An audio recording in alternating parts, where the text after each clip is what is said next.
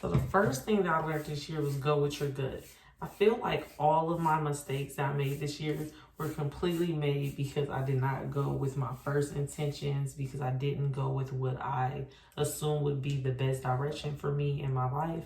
And I took the advice of someone else, or I kind of like waited a long time until I convinced myself out of it.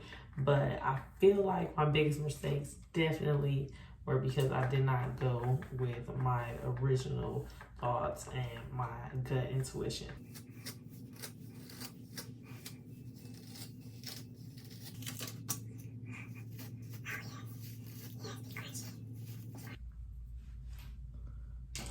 Okay.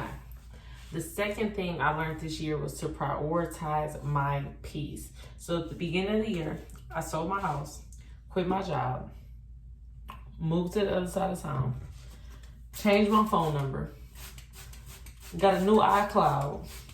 In a way, I completely restarted and reset my life, because a lot of individuals I no longer wanted to have access to me, no longer have access to me. And a lot of individuals who I didn't want to just pop up on me would no longer have the ability to do so.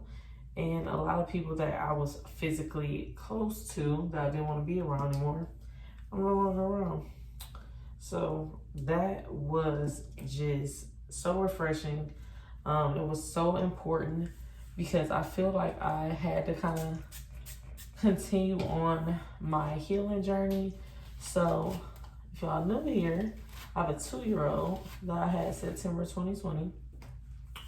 And then I had like a really bad postpartum depression after him.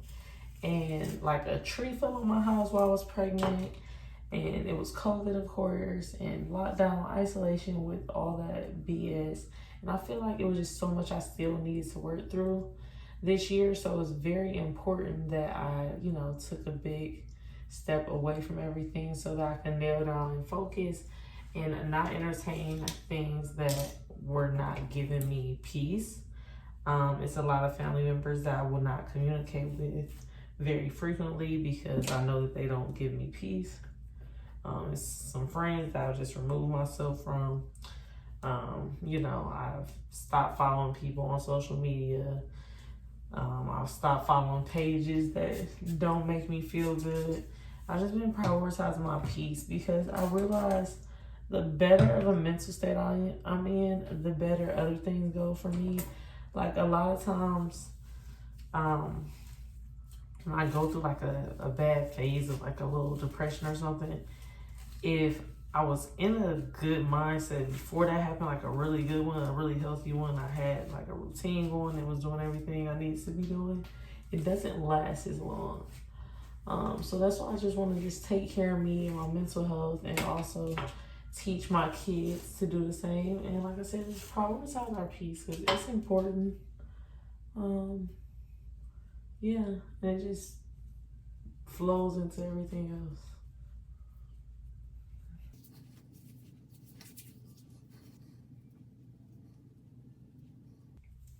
Okay, lesson number 3 that I learned this year is take that trip. Take that trip. So we went on a total of 5 trips this year. I am working on making you guys some videos because I did a lot of recording. I just never sat down and made y'all no recap videos. But we went on a total of 5 trips. I know y'all heard this before, but I'm going to say it again. Money will come back. Time will not. There's a lot of different ways that you can shop for like really affordable tickets and things like that. I will drop some of the links in the description box, but tools I love to use, of course, Airbnb. I like to use Airbnb experiences, which is like tours and things that Airbnb offers, and they have trusted guides and such. I like to use Airfordable. You can purchase your flights and then make payments. I think the service fee it's either 12% or 20%. I haven't used it since I went to Costa Rica because those tickets were expensive, but it's a really great way to like lock in the rate. I like to use the tool Hopper. It is another tool for flights, and it helps you determine the best time to buy flights. Skyscanner also has some great flight deals. Yeah, and also make sure you check out Groupon for like hotels and such too, especially domestically. And what else do I use? What is it called? Expedia? Yes, Expedia. They have some great deals on there, and they have like a little point system and stuff, so they're also a good one to use. But yeah, just plan ahead. You know, I like to plan my trips in advance. Like, I feel like most of my trips for this year were paid for in January, honestly, because I had the ability to do it. So I was just like, let me just pay them all right now. But usually when we travel, we go on like 2 trips a year. I kind of pay for things, you know, like at least 4 months in advance. So yeah, so our travel went a little like this. In April, we went to Jamaica, me and both of the boys, for like 4 days. That was tons of fun. We were right on the beach. We went to Montego Bay. We went to a Holiday Inn there. It was tons of fun. I love it, all inclusive. Highly recommend. And then in July, then in May, we went to Gettysburg, Tennessee to celebrate my niece's birthday and Mother's Day because it was all the same weekend. So that was so much fun. I definitely want to go back. It's so many things we didn't get to do. Gettysburg is such a cute little town. Like, it's adorable if y'all haven't been. Then my next trip was in July. I went to Charlotte with my sister. I feel like I was in Charlotte another time this year. I know for sure I went to Charlotte in July. I definitely went another time. I might have to figure that out. Okay, so I went in July for a elementary and middle school friends wedding. It was beautiful. And we had a time for the night before. It was so much fun. Okay, Charlotte gets lit. Let's just say that. Very fun evening. And then in August, I, by myself, went to Mexico. That was a ton of fun. I've never been on a trip by myself without the boys. I went for like 3 days. I turned 30 and it was super dope. I had like a penthouse suite. I flew first class. It was lit. It was so amazing. I recommend, if you are a mom, take a damn trip by yourself. Just do what you gotta do. Do what you gotta do. And then our last trip was to New Jersey for a very close friend's housewarming. She purchased a house and she had a housewarming party on like Labor Day weekend. But Deuce didn't want to go. He was like, I've been to New York before. I'm like, dude, first off, we're just going to visit New York for like 3 seconds over there. We're primarily going to Jersey. But he didn't want to go, so he's had to stay here. Not he had to, he decided to stay here. And that was our trips. I was trying to squeeze in one last trip before the year ended, but I don't think I'm gonna be able to make it happen, unfortunately. But I might be able to get us in just a little cabin trip, or maybe like right at the top of New Year's if I can't make it happen before the year ends. But yeah, I say all that to say, take that trip. That was lesson number 3. I don't regret any of those trips. I'm so happy I went. There's so many more places I can't wait to explore next. Okay, lesson number 4. You have to execute.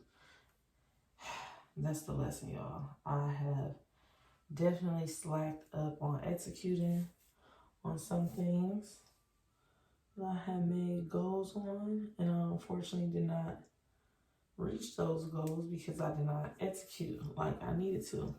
So, you know, to have a plan is one thing, to have a plan of action is another, and to not execute on the plan of action, it's just a really silly ball game to play. So make sure that you are executing. You are not going to be blessed for staying in one place. My favorite example of this, y'all may have heard me say it before, but I'm going to say it again in case you haven't heard it. You can pray for perfect teeth every day, but if you don't brush them, they still going to fall out. Okay? So it's not just a matter of being blessed or this is for me or anything like that. Like, you still have to put in the work, okay? Work still has to be put in by you. Isn't it a scripture that says something like, faith without works is dead? Or am I making that up? I hope I'm not making it up. I swear I've heard that before as a Bible scripture. Lesson number 5, don't compare yourself to others. I know it's very easy to see other people on social media and feel like, why am I not where they are? Why are they doing better than me? Why are they doing this thing that I really want to do that I can't seem to be able to successfully pull off? And I want you to remember, like, don't compare yourself to others. Like, you have no idea what kind of work they put in to be in that place. You have no idea what kind of sacrifice they made, mentally, emotionally, physically, financially. And some people can just be more better off than you, like, you know, just getting started. Like, some people are just born into money and have the capacity to do things that you just can't. So just remember, particularly we're on social media, to not compare ourselves to others, because we only see what they want us to see, and we have no idea what another person's variables look like. So I know I said I was only going to do 5, but I was thinking of some other ones as we were sitting here. Number 6, learn to say no. Y'all, I have had to start saying no this year, and it has not been the most fun thing to do, particularly because people don't like to hear the word. You don't want to tell people you can't be there for them. So yeah, but you have to say it so that you can give yourself the time and energy that you need to reach your goals. So start saying no. Number 7, stick to the schedule. Okay? That was what I learned, because I already knew to have a schedule. And when it comes to like my kids and their sleeping schedule and Deuce's homeschooling schedule and things like that, for the most part, we stick to it. But the areas that I slide in on the schedule are the areas that I suck in. Surprise, surprise. So make sure when you develop a schedule that you know makes sense for you and your family and your goals, stick to the schedule. Alright, y'all, so those are the lessons that I learned in 2022. And I had a little clip of what I'm done. It's not coming out like it was posted on my head, but it's in there stuff. So.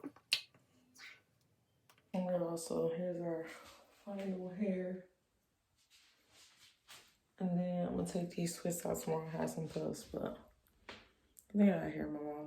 Anyways, I hope you guys have enjoyed the 7 lessons I learned in 2022, and I'll see you on my next video.